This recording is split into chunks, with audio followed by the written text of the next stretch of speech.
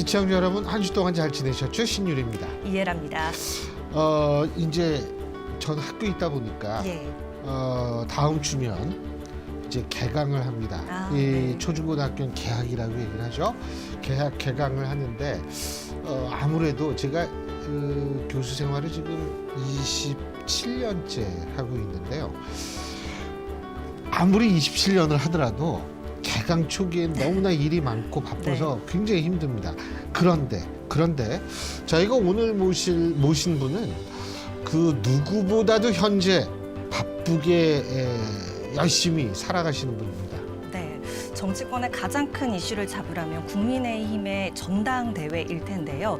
이분을 이렇게 표현하고 싶어요. 이 기세에 주목하는 분들이 굉장히 많아지셨다. 이 시선이 커졌다라고 볼 수 있을 것 같은데요.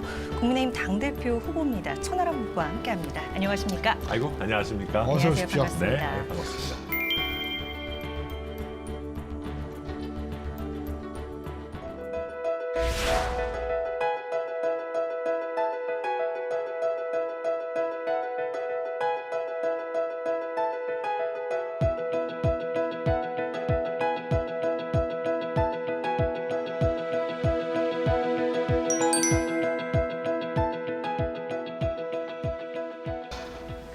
요새 진짜 바쁘시죠? 네, 엄청 바쁘고요. 사실 이제 개학 말씀하시니까 네. 저도 마음이 아픈 게 제가 아들이 8살인데 이번에 이제 유치원 졸업하고 그 학교 입학하고 그러거든요. 네. 그래서 아들이 안 그래도 어제 물어보더라고요. 아빠 그 입학식에도 올 수 있냐고. 근데 입학식이 3월 2일이니까 저희가 3월 8일 전당대회라서 제가 도저히 못 가겠다고 그랬더니 영상 통화하는데 이제 아빠라고 안 부르고 아저씨라고 부르겠다고. 어이, 똘똘하네요. 예, 그래가지고 제가 뭐 와이프도 여보 어쩌고저쩌고 하니까 엄마도 아저씨라고 부르라고 그래가지고 아무튼 좀 마음이 아프긴 한데 뭐 어찌됐든 굉장히 말씀하신 것처럼 그 여당의 전당대회라는 거는 단순히 우리 당의 문제뿐만 아니라 대한민국 정치나 또 크게 봐서는 우리 국민들의 삶과도 나름대로 굉장히 연관이 있는 문제고 거기서 제가 주요한 역할을 할 기회를 지금 부여받았다라는 거에 대해서 또 굉장히 감사하게 생각하고 있습니다. 지금 네. 아드님 얘기하니까 네. 생각이 나는 게 그 연설할 때 그 아드님 관련해서 아버지로서 예. 이 실생활 문제를 많이 언급을 했다. 그래서 그게 가슴이 뭉클했다. 이런 얘기하는 분들이 많아요. 예. 그러니까 저도 사실 정치한 지가 오래되지도 않았고, 뭐 그것 때문에 공격하시는 분도 있습니다만은 제가 특히 이번 전당대회를 보면서 이게 그러니까 우리가 용산이랑 여의도에 너무 그냥 매몰돼 있는 거 아닌가? 그러니까 뭐 너무 우리가 그냥 권력의 파이라는 거를 어떻게 쪼개 먹을까를 지금 눈이 시뻘게 가지고 우리가 우리 당의 파이를 늘릴 생각은 또 못 하고 또 나아가서는 국민들이 봤을 때 이게 뭐 나랑 그래서 무슨 상관인데라고 할 만한 게 많을 것 같아서 저도 가능하면은 약간 좀 그냥 뭐 가장이자 아버지의 마음으로 선거를 좀 치르자라고 생각은 많이 하고 있습니다. 예. 그 연설문 쓰실 때 뭐 이준석 전 대표 도움도 좀 받고 그러셨어요?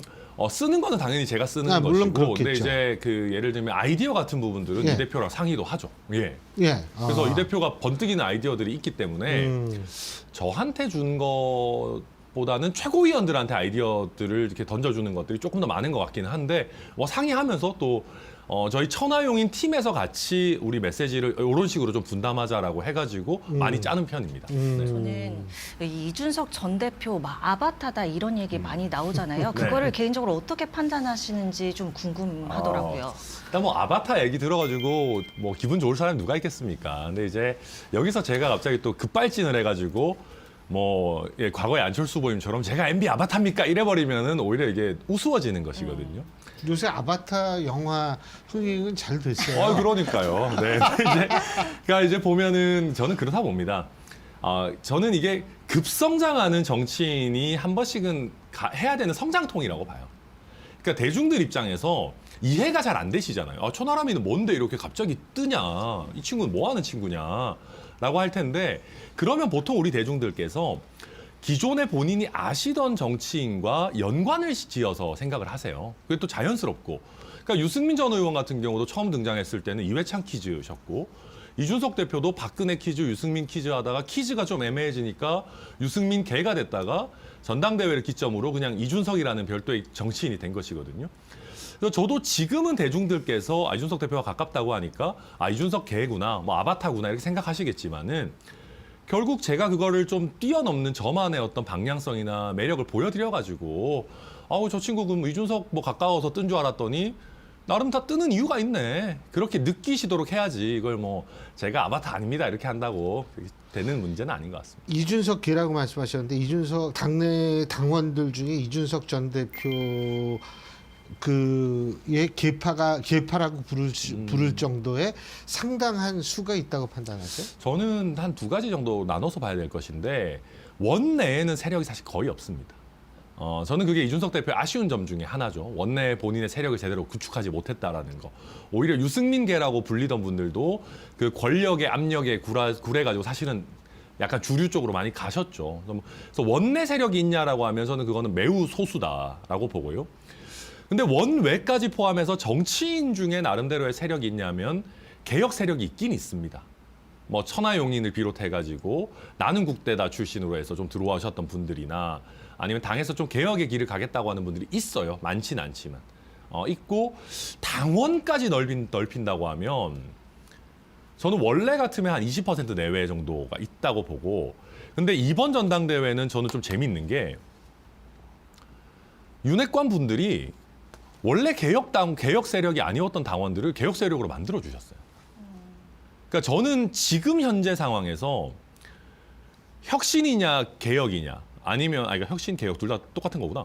혁신이냐 구태냐 아니면은 천하람의 길이 맞냐 윤핵관의 길이 맞냐라고 이렇게 쪼갠다고 하면은 저는 당원들이 거의 5대5 아니면 개혁을 선택하는 분이 6대4까지 나올 수도 있다고 보거든요. 그러니까 제가 최근에 재밌었던 게 TK, PK를 돌다 보면은 야 나경원 저렇게 하는 거는 선 넘었지. 이 얘기를 진짜 많이 하세요. 그러니까 유승민, 이준석 쳐내는 것까지는 그래 뭐 쟤들은 뭔가 결이 다르니까 뭐 쳐낼 수도 있지 하는데 당원분들이 나경원한테 저러는 거 선 넘은 거 아니냐. 심지어 안철수 후보한테도 단일화 해놓고 저렇게까지 무슨 뭐 좌판이 무슨 뭐 당적 가지고 난리치는 이거는 선 넘은 거 아니냐. 그러니까 이게 윤핵관들이 보통 당연히 정권 교체되면 개국공신 측근 다 나오지만은 비주류를 좀 억압하는 정도의 수준이 아니고 어제까지 주류였던 사람들도 자기가 마음에 안 들면 말살을 하려고 하는데 이거는 선 넘었다. 그러니까 천하람이가 100% 마음에 들진 않지만 윤핵관들은 완전 선 넘었다라고 생각하시는 70, 80 먹은 당원들이 많아요. 내가 여기 이 당의 40년째 당원인데 이런 정신 나간 짓거리는 내가 처음 본다. 천하람이 네가 가서 더 세게 박아라.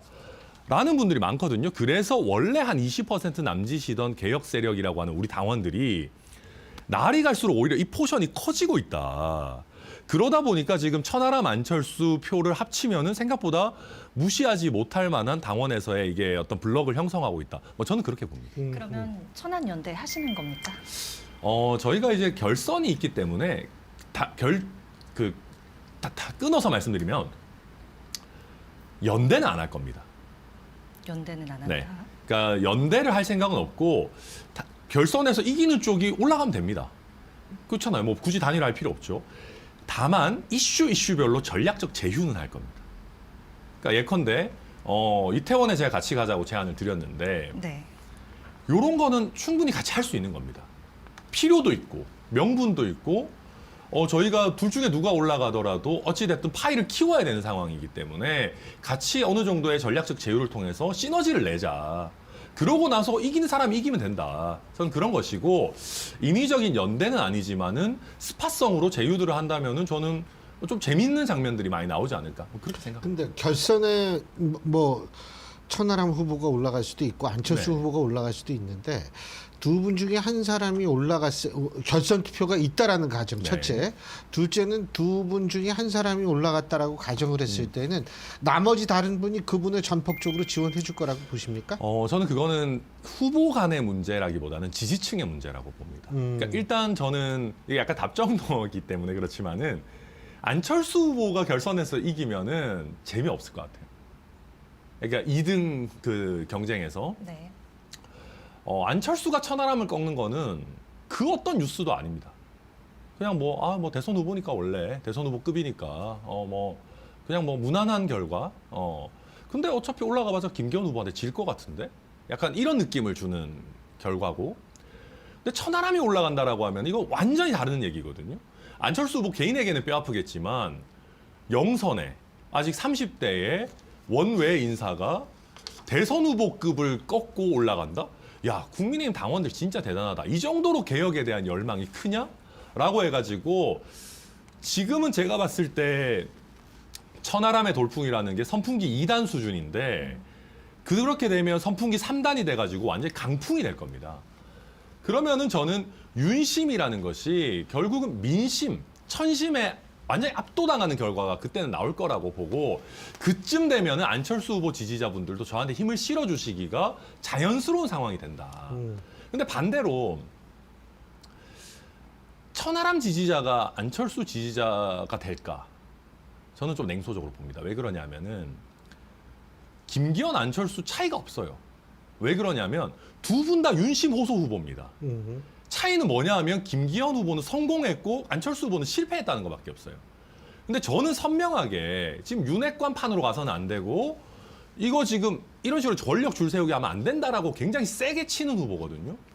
저희 지지층은 그걸 좋아해서 저를 미는 겁니다. 윤핵관에 대해서 정말 강하게 비판하고 이거 말이 안 된다. 근데 안철수 후보는 그게 없어요. 그러니까 천하람 지지층은 안철수 후보가 결선에 가면은 제 생각에 투표 안 할 가능성이 되게 높다. 제가 아무리 안철수 후보 손잡고 막 이렇게 하고 뭐 김기현, 나경원 두 분 하듯이 무슨 뭐 처음에는 억지 웃음 짓다가 나중에 뭐 활짝 웃는다고 해도 천하람 지지층은 저는 못 따라올 거다. 그리고 컨벤션 효과 자체가 거의 없을 거다. 그렇게 봅니다.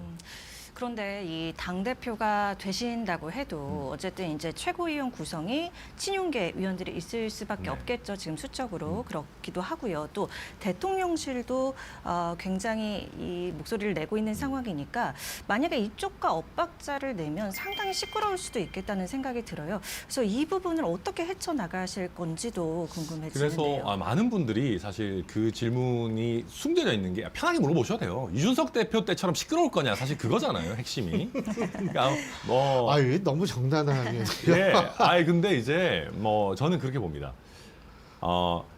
야당 대표와 여당 대표는 다릅니다. 그러니까 저한테 너는 이준석이랑 어떻게 차별할 거냐 많이 물어보시지만 차별화를 제가 하고 스타일이 다른 것도 있겠지만 핵심적인 차이는 야당 대표냐 여당 대표냐의 차이입니다. 야당 대표는 책임지는 위치가 아닙니다. 그냥 혼자 뛰어가가지고 선거를 위해서 막 싸워도 돼요. 그러니까 손흥민처럼 70m 드리블 해도 됩니다. 근데 여당 대표는 시즌을 이겨야 됩니다. 안정적으로 팀을 꾸려가야 되고 혼자만 있는 게 아니고 대통령이 사실 가장 중요한 어떤 여당의 명예 당대표니 뭐 이런 거 필요 없이 여당에 가장 큰 영향을 미치는 건 아무래도 대통령입니다. 아무리 당대표가 있더라도. 뭐 가장 중요한 파트너다 이런 말씀도 네네. 하셨잖아요. 저는 그래서 한 두 가지 정도인데요. 저는 천하용인 팀이 뭐 연세대학교 응원가 부르고 지금 재미없는 전당대회 흥행이 되고 뭐 흥미거리가 되고 다 좋은데 저희는 그걸 염두에 두고 시작한 게 아닙니다. 이준석 대표 체제가 힘들었던 거는 최고위원회를 장악 못했기 때문입니다. 본인의 우호 성향의 최고위원이 김용태, 넓게 봐야 정미경밖에 없었습니다. 두 분밖에 없었어요. 근데 저 같은 경우는 천하람, 허은하, 김용태, 이기인에다가 제가 임명할 수 있는 지명직까지 하면은 단숨에 과반이거든요. 뭐 게다가 뭐 원내대표 이런 분들과의 사이도 당연히 잘 가져갈 거고 그러면은 제가 이준석 대표 때에 비해서 흔들리는 게 덜합니다. 최고위원회가 일단 안정적이게 되면은 원래 정치는요 당대표 공격하면서 하는 겁니다. 본인을 띄우기 위해서 당대표 공격합니다.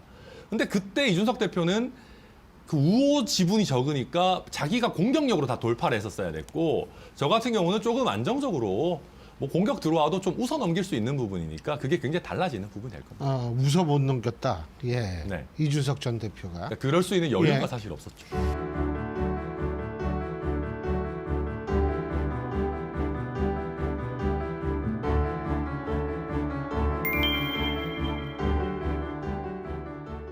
제가 천 후보님 이제 뵐 거 생각하면서 이전에 어떤 말씀들을 하셨나 좀 찾아봤어요. 그런데 이준석 전 대표를 향해서 놓고 윤 대통령과 사실상 결별 선언을 했다. 싸가지 없는 거 스타성이다. 이런 발언도 하셨는데 어떤 취지였는지 좀 궁금하고 지금도 그렇게 생각하시나요? 저는 제가 그렇게 못한다는 면에서 이준석 대표를 좀 부러워하는 것도 있습니다.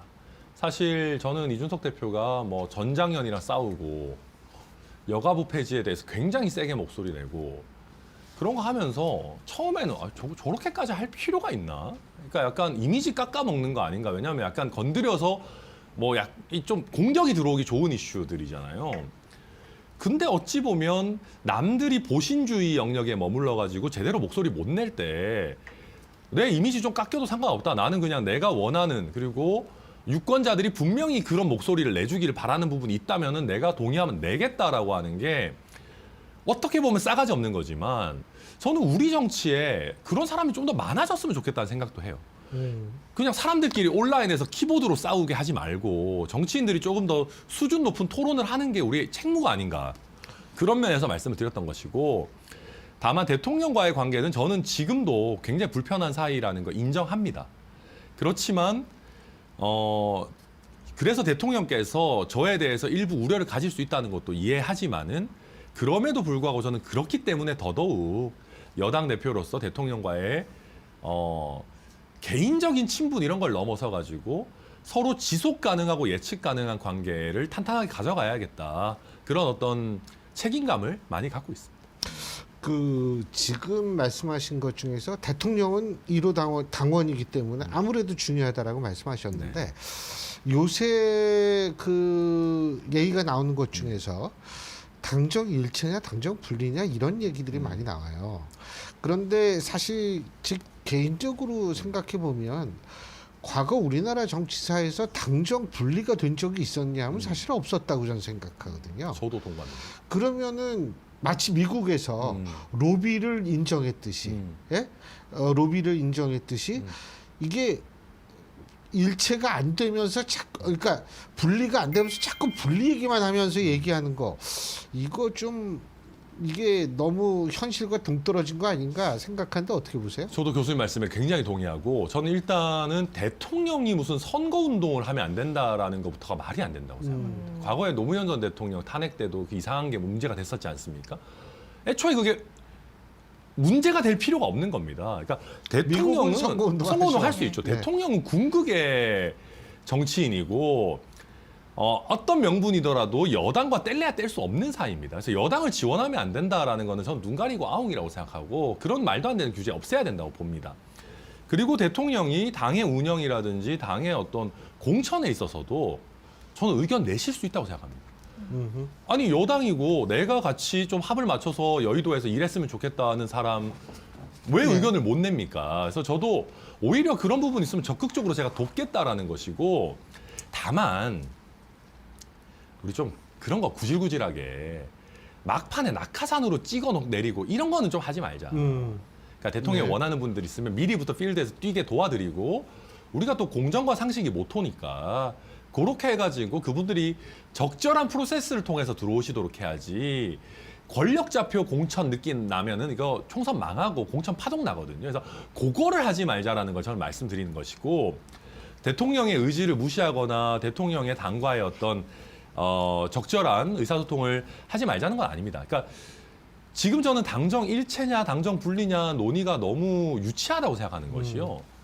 정답은 항상 그 사이에 있습니다. 저희가 지금 보면은 완전히 당정 일체하겠다. 그 거짓말입니다.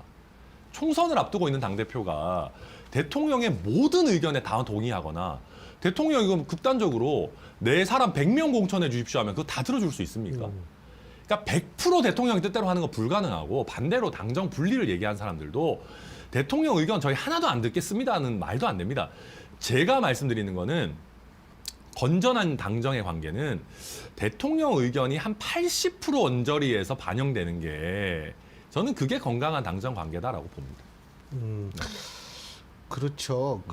사실 저도 이 대통령실이나 여당이 레드팀의 역할을 할 필요는 있다고 생각을 합니다. 그런 차원에서 이제 이게 근데 너무 눈 가리고 아웅하는 것 같아서 여쭤본 거고. 그런데 지금 말이에요. 이 당정 분리냐 당정 일체냐 대통령의 역할이 뭐냐 이런 얘기 나오면서 이 이준석 전 대표 체제 아까 잠깐 말씀하셨는데 이준석 전 대표에 대해서 또 부정적인 시선을 가지고 있는 당원들도 분명히 있을 거란 많이 말이에요. 계시죠. 네. 그러면은 그 우리 천하람 후보께서 이준석 전 대표의 지원을 받거나 지지를 받는다라는 것이 이 지지 의원 확정에 걸림돌이 되는 것은 아닌가, 이런 얘기가 나올 수 있는 거 아니에요? 근데 저는 정치라는 게 득이 있으면 실이 있는 거라고 봅니다. 그렇다고 실을 얻지 않기 위해서 아무것도 안 하면 득도 안 생기거든요. 저는 자꾸 뭐 이렇게 얘기하기는 싫지만은 그게 약간 안철수 후보식의 정치라고 봅니다. 그러니까 듣기 좋은 말씀 많이 하시는데, 그래서 이 찬반이 명확하게 갈리는 이슈에 대해서 어떻게 할 거냐라고 하면은 답이 잘 안 나오거든요. 근데 저는 안철수 후보의 길을 갈 수는 없다고 보고, 근데 이준석 대표 지원해주고 하면서 제가 빠르게 분명히 지지율이 올라왔던 득을 얻었습니다. 득을 얻었으면 실도 있는 것이겠죠. 근데 제가 아까도 말씀드렸지만 저는 이준석 대표에 대한 비토를 오히려 윤핵관들이 좀 줄여주고 있다라고 봅니다. 물론 이준석 대표 여전히 좀 뭐 싫어하는 분도 많이 계시겠지만 지금 나경원, 안철수, 유승민에 대한 공격이 들어오는 걸 보면서 이준석도 뭐 본인의 물론 그런 부분도 있었겠지만 혼자만의 잘못이었을까를 다시 한번 지금 당원분들도 많이 생각하고 계시는 것 같고, 또 한 가지는 우리가 어찌됐든 총선을 이겨야 된다라고 하면 젊은 세대, 개혁적인 성향의 중도층 필요한 것 아니냐. 그렇다라고 하면은 천하람이라고 하는 어떻게 보면 후보를 통해 가지고 이준석 대표 때보다는 조금 더 안정적으로 당을 가져가면서 개혁 세력이나 중도층까지 갖고 가는 것이 전통적 당원 입장에서도, 이준석 대표는 조금 마음에 걸리는 게 있다 하더라도 그렇게 안 해서 총선에서 우리가 지고 대통령이 식물 대통령 되는 것보다 낫지 않냐. 라는 쪽으로 저는 조금씩 민심이 흐르고 있다고 보거든요. 그래서 거기에서 제가 아까 뭐 여러 차례 말씀드리지만 이걸 제가 말로 해서 될 건 아니고 토론이라든지 연설이라든지 이런 면에서 천하람이가 당을 이끌면은 이준석 대표의 좋은 점들은 잘 보여주면서 또 조금 더 안정적으로 할 수 있겠구나. 그런 어떤 신뢰를 최대한 많이 심어드려야 된다. 그렇게 봅니다. 이 국민의힘 내부의 소통도 물론 중요할 텐데요. 민주당과의 협의도 굉장히 중요하지 않을까 생각이 듭니다. 그런데 이제 지금 민주당 쪽에서는 이재명 대표 이 사법 리스크 아무래도 부각이 되면서 뭐 국민의힘 쪽에서는 방탄국회다 이렇게 얘기를 하는데, 이런 상황이 계속 지속될지는 않을까 생각이 드는데 이걸 또 어떻게 헤쳐나가실지 좀 답을 들어보고 싶어요. 참 어려운 문제입니다. 이게 뭐 그렇다고 제가 여당 대표가 된다고 해서 갑자기 뭐 검찰총장한테 전화해가지고 야당이랑 협치해야 되니까 그 이재명 대표에 대한 수사 기소 좀 살살하십시오, 이럴 수는 없는 문제거든요. 그러니까 이제 야당에서는 정부와 대통령과 뭐 여당이 너무한다라고 하지만 그 장면을 한번 상상을 해보면은 대통령께서 검찰총장에 전화하셔서 야당 대표한테 좀 살살해 이러면 그게 더 큰 문제입니다. 그러니까 현실적으로 움직일 수 있는 공간이 적은 것은 맞습니다. 다만 저는 오히려 어느 쪽에서 희망을 보고 있냐면은 최근에 제가 그 정치개혁 초당적 모임에 갔다 왔습니다. 제가 원래 그 정치개혁 논의를 계속 하고 있기도 했고, 오히려 그게 하나의 마중물이 될 수도 있겠다. 그러니까 지금 정치개혁 관련해 가지고 많은 의원들 그리고 여야의 이제 중진들이 논의를 하고 있는데, 저는 그 장면을 보면서 우리가 여기서 뭐 대단한 어마어마한 성과가 안 나오더라도 이렇게 모여서 얘기하는 것 자체가 하나의 정치개혁이다. 그리고 이게 노동연금, 교육 같은 나머지가 아니죠. 중요한 개혁 과제들을 여야가 머리를 맞대고 풀어나가는 하나의 어떻게 보면 연습 같은, 아니면 하나의 경험치 쌓기 같은 그런 부분들이 있다. 저는 그래서 제가 그 자리에 갔는데 저희 당 의원들은 이제 저희 당 선거니까 또 뭐 윤핵관 눈치도 봐야 되고 하니까 좀 대면대면 하시는데, 오히려 민주당에서 굉장히 고마워하시더라고요. 당권 레이스 하면서 정치개혁 이슈까지 신경 쓰기가 쉽지 않은데 와줘서 너무 고맙다고 막 하시는데, 뭐 어찌됐든 그런 면에서 저는 민주당과도 협치를 충분히 해낼 수 있고, 더 나아가서는 제가 조금 보수적인 면도 물론 있습니다만은 또 리버럴한 면도 있기 때문에 민주당과의 소통에 있어서는 제가 조금 더 낫지 않나. 그리고 저는 누가 줄을 잡고 있는 건 아니거든요. 그래서 조금 더 활동 반경이 넓을 거다. 그렇게 봅니다. 그 아까 친윤 쪽에 있는 분들이 좀 대면하다는 얘기 지금 방금 네. 하셨는데, 자, 그 유승민 전 대표에 대한 공격이 뭐 비난이 있었고 네. 그 다음에는 나경원, 안철수 이 실제로 좀 그런 있죠. 거는 뭐 누구든 부인을 못하는 현실인데 근데 천하람 후보에 대한 아직 그런 비판은 안 나오는 것 같아요. 그게 그 이유가 뭐라고 생각하세요? 그러니까 본인이 아직은 이 그만큼 우뚝 서질 못해서 네, 왜 그럴까요? 그게 핵심이죠. 그러니까 일단은 제가 확실한 2위 주자가 아직 안 된 게 사실 제일 크고요. 그 다음에는 대통령실에서도 저까지 공격하기에는 좀 우스워지는 상황을 왜 우려한 게 우스워져요? 아닌가. 왜냐하면 지금 일단 너무 많은 사람들을 이미 공격을 해왔고, 그러니까 전당대회가 이제 얼마 안 남은 상황에서 오히려 저를 공격하는 것이 저의 체급을 키워주는 형국이 될 수 있거든요. 그래서 제가 당선되는 결과까지 된다라고 하면은 대통령실 입장에서 굉장히 곤혹스러울 수가 있습니다. 저는 그래서 대통령실과의 저와의 관계가 지금까지는 괜찮다고 봅니다. 그러니까 안의 상황은 어떻든지 명분상으로는. 왜 그러냐면은 안철수 후보한테는 이미 대통령의 적이라는 규정을 했어요. 저는 그거 빨리 걷어들어야 된다고 생각하지만 안 걷어들인다면 안철수 후보 당선은 대통령 입장에서 재앙입니다. 왜냐하면 본인이 적이라고 규정한 사람이 당대표가 됐다는 거는 대통령의 정치력에 어마어마한 손상을 입는 것인데 저 같은 경우는 일단 아직 그런 규정까지는 안 해놨습니다. 그러니까 이준석 대표가 있으니까 조금 뭐 저하신 건 있겠지만 그리고 명분이 생겨요. 제가 아까 말씀드렸지만 천하람 돌풍 태풍이 일어가지고 이게 민심에 의한 어떤 어마어마한 뭔가 바람이 분다라고 하면은 대통령도 면이 삽니다 오히려. 이거는 민심이 태풍처럼 부는데 대통령이 어떡하냐. 민심이 천심인데 제가 천씨라서 자꾸 그런 것은 아니고. 근데 그런 면에서 대통령이 오히려 면을 세울 수 있는 결과가 천하람이라고 보고 또 한 가지 재밌는 거는 대통령실의 비서관이나 선임행정관하는 약간 중간 간부급 사람들은 저의 당선을 원하는 사람도 많아요. 그러니까 실제 제가 가까운기도 하고 당생활 하면서 친했던 사람들이기도 하고 본인들도 갈 만한 좋은 자리가 생길 수 있다는 생각을 해요. 기회가 주어진다. 그러니까 김기현 후보가 만약에 당대표가 된다면은 두 가지죠. 일단 고위직 위주로 가게 될 거고 또 한 가지는 저는 김기현 후보 훌륭하신 분이지만 윤핵관표 공천하면 망한다고 봅니다. 그러면 한 100석 남짓밖에 확실한 의석이 없으면 TK 강남밖에 못 가잖아요. 근데 확실하게 당선돼야 된다 그러면은 대통령실 입장에서도 갈 자리가 점점 없어지는 거예요. 근데 천하람이 돼가지고 뭔가 총선도 좀 잘 될 것 같고 젊은 사람도 적극적으로 등용한다라고 하고 하면 대통령실에 있는 중간 간부급에서는 수도권, 충청권의 자리도 많이 생길 수 있고 해볼 만하다는 생각하거든요. 그래서 제가 여기서 이름을 공개하면 좀 굉장히 좀 그럴 수 있겠지만 꽤 많은 대통령실에 있는 중간 간부급 저보다 약간 뭐 형 동생 하는 친구들이 저를 실제로 굉장히 많이 지원하려고 하고 있고 그러다 보니까 이게 약간 대통령실에서도 천하람이를 적으로까지 규정해야 되느냐에 대해서 아직 입장이 안 선 걸로 저는 알고 있습니다. 네. 지금 말씀을 해주셨는데 또 당 대표가 되면 또 가장 중요한 책무이자 임무가 이 총선 아니겠습니까? 근데 지금 이제 시스템 공천이나 뭐 이런 것들 많이 말씀해 주시고 계신데 좀 자세하게 뭐 비례대표라든지 이런 안이 있으시다면 좀 들어보고 싶은데. 그러니까 이게 길게 보면은 저도 미국처럼 사실 중앙당 조직이라는 걸 거의 없애버리고 코커스든지 프라이머리든지 해서 그냥 다 경선으로 하는 게 저는 맞다고 봅니다. 사실은.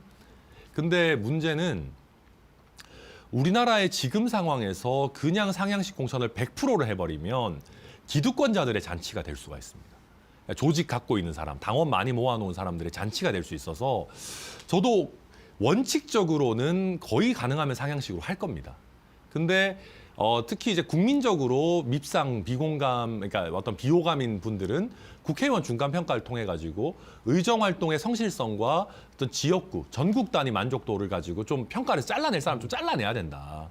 그리고 그 자리에서 어느 정도 정치 신인들이 좀 치고 들어갈 공간은 약간은 열어줘야 된다는 생각이고 그거를 전략공천이라는 이름으로 네. 얼마나 비율을 할지는 저도 좀 고민하고 있습니다. 근데 그렇게 큰 비율은 아닐 겁니다. 그리고 저희 최고위원 후보들은 거의 뭐 상향식 공천 엄청 해야 된다고 천하용인 팀에서 얘기하고 있기 때문에 과하게 제가 공천에 손댈 생각은 전혀 없다 말씀드리겠습니다. 알겠습니다. 한 가지만 더 여쭤볼게요. 지금 수도권 험지로 지금 보수색채 강한 지역구 중진 의원들 좀 보내야 된다 이런 얘기도 나오더라고요. 뭐 이철규 의원이나 장재현 의원, 권선동 의원 같은.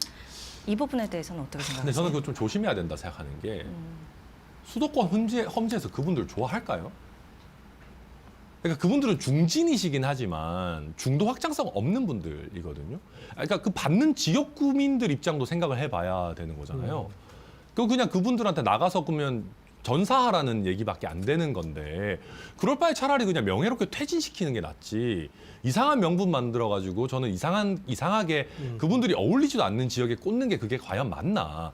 오히려 그 지역구민들에 대한 모욕 아닌가 생각하고 그럴 바에는 오히려 그 지역구 특성에 맞는 제대로 된 분들을 빨리, 그러니까 막판에 갑자기 막 지난번 총선 때처럼 퓨처 메이커니 뭐니 해가지고 꽂으면 망하는 것이고 최대한 빠르게 인재들을 준비를 해가지고 뛸 수 있도록 하는 게 맞지. 저는 너무 기이한 일들을 총선 때 벌이면은 망한다. 뭐 그렇게 생각합니다. 알겠습니다. 아, 요새 뭐 하루 24시간이 부족하실 것 같아요. 네, 그래서 깨 있는 그죠? 시간이 많아지니까 좀 살도 잘 빠지고 좋은 것 같습니다. 아니요. 네. 잠 조금 자면 나중에 좀 찝니다. 오히려. 예, 예. 근데 지금 아직 젊으시고 하니까 네. 젊으실 때 바쁜 거는 굉장히 좋은 겁니다. 예. 그런 의미에서 앞으로도 또 어떻게 되던 간에 제가 볼 때 당대표가 당선이 되면 제일 좋은 거고 설사 만일 안 된다 하더라도 이번 기회에 상당히 많은 좋은 인상을 저는 줬다라고 생각하기 아유, 때문에 감사합니다, 교수님. 앞으로도 계속 정치를 하실 텐데 제가 볼 때는 상당히 그 역량 있는 정치인으로서 비춰진 데 성공했다. 저는 이런 생각이 듭니다. 아유, 감사합니다. 더 예. 열심히 잘해보겠습니다. 예, 네. 오늘 말씀 잘 들었습니다. 고맙습니다. 아유, 감사합니다. 예. 워낙 달변이셔가지고 아, 시간이 네. 진짜 정신없이 갔어요. 예, 저희가 벌써 시청자 여러분들과 작별할 시간이 됐죠? 네. 저희는 다음 이 시간에 인사드리겠습니다. 함께해 주신 여러분 고맙습니다. 고맙습니다.